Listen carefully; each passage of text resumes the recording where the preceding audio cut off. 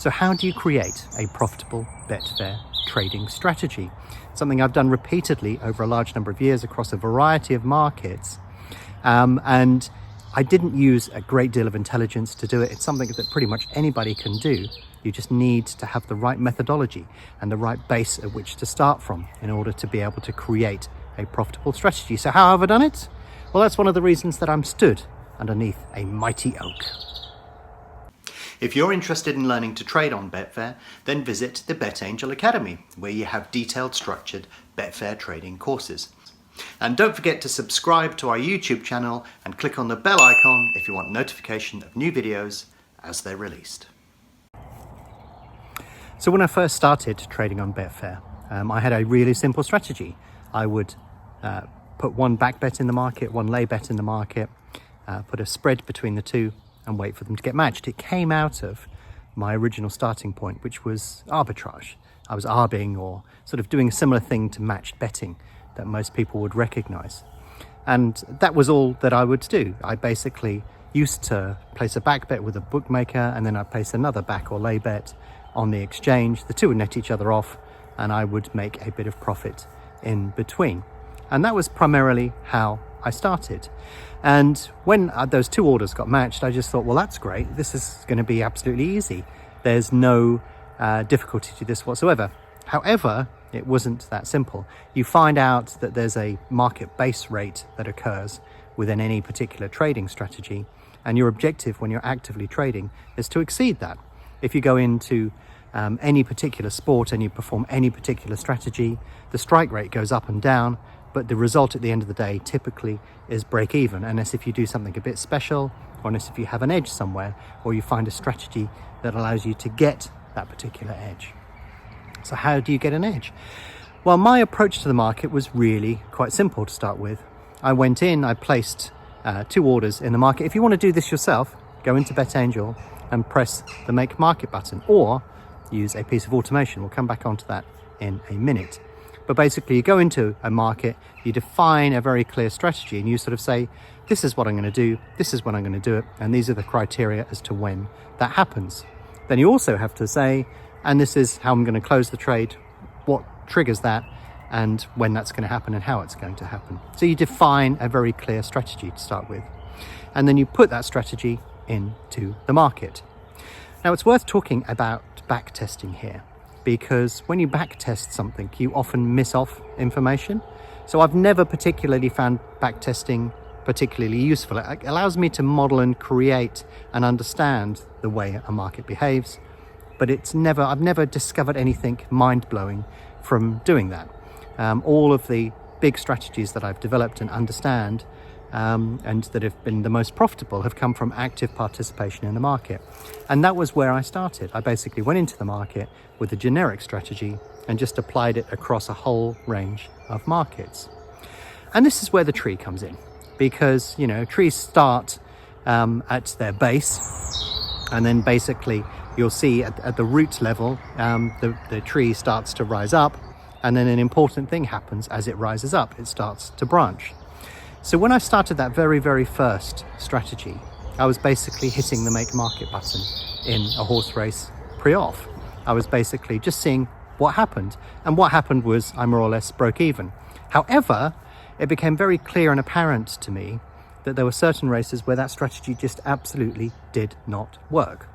So my objective in trying to become profitable to start with was not around creating some unbelievable strategy that nobody had thought of.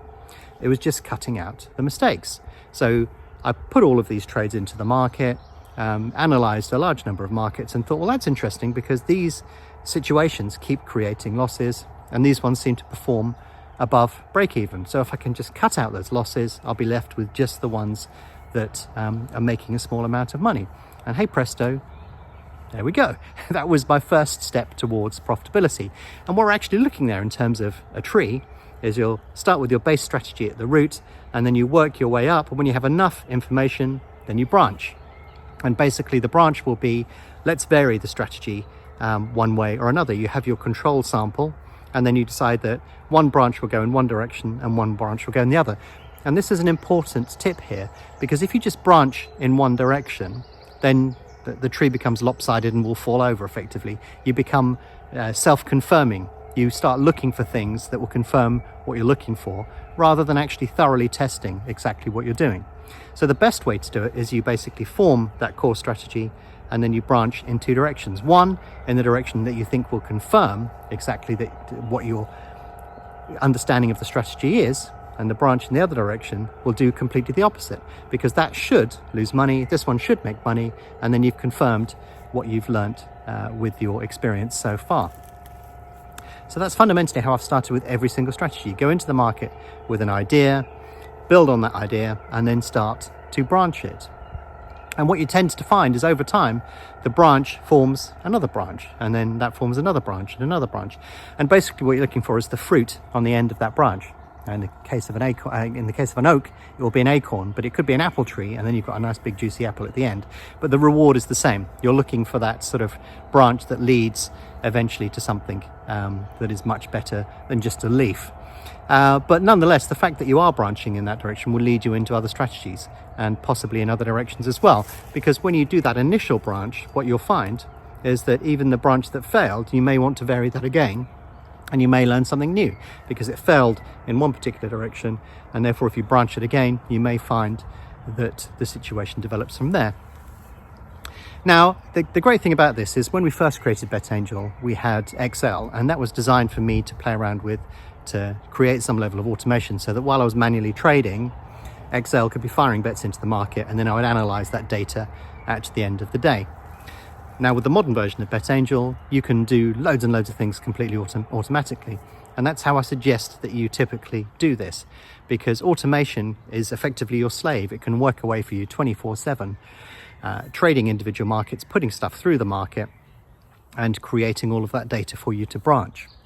So if we were looking at horse racing, for example, you could go into the automation and say to it, okay, at 10 minutes out, back the favourites and trade out at post time.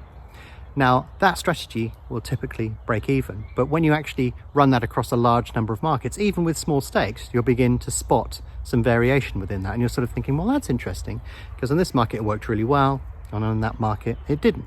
If you monitor the strike rate, how much you're winning when you win and how much you lose when you lose, it will start forming that avenue for you, that branch in your particular strategy. Now, from that particular point onwards, that strategy itself is a plain vanilla root strategy. You're working at the base of the tree there, but you need to vary it. So the next step would, once you've gathered that little bit of data, would be to sort of say, okay, I'm going to back at 10 minutes out if the following situation has developed, or the following criteria is met. And that could be any criteria that you choose to display or work with. And when you do that, then what you're doing is you have the control group, which is just doing nothing special, with the variation that you've created. Now, if that variation performs better than the control group, then you're onto something, and you start pursuing a branch in that direction. But also remember that you should counterprove it as well. You should prove that by doing the opposite of that, it creates a result that is much worse, because then you know that you've discovered information within that strategy. And then you can get more and more complex. So if you actually follow the root of a tree and you gradually follow it up, you'll notice that basically the root goes to branches, and then the branches branch themselves, and the branches branch again and again and again, and you go into infinite amounts of complexity. So your objective really is to not follow that endlessly, but there's a natural progression that you would tend to follow over a period of time and with any particular strategy. But what I've found over time is, very often by branching it, I end up at opposite ends of the scale. So I have a strategy that just places 2 positions in the market, and that's it. And then I have another one that places positions but actively manages them. There are opposite ends of the scale. One is very active within the market, and one is relatively passive. But they both work, and it's because I just pursued this process of branching endlessly to be able to figure out that something works. And you never know where you're going to end up, because the start point very often doesn't define where the end point is within that particular market. So you will very often find that strategies come out of nowhere as well. And this is why I'm sort of a skeptic on backtesting, because backtesting, you have a tendency to find what you're looking for. If you simulate something, it doesn't replicate what you actually find in the market. And also, for example, if you run something in practice mode, you can gather data and form an opinion on the way that the market behaves. But there's no better substitute than actually using real money within the market.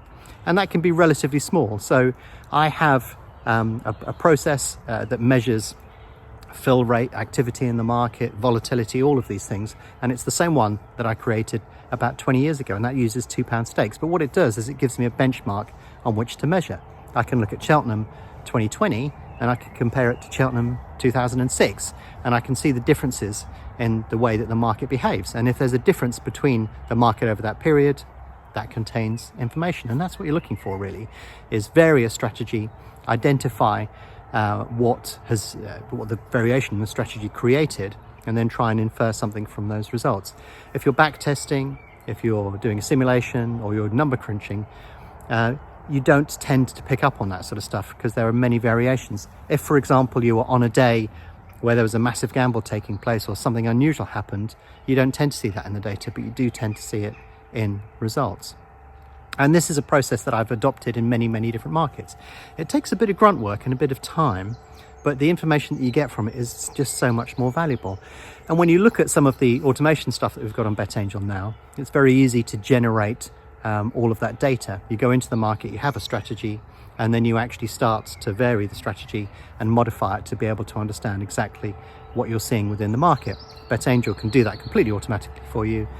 You can export some of that data and analyze what happened at the end of the day or overnight, or however you choose to do things.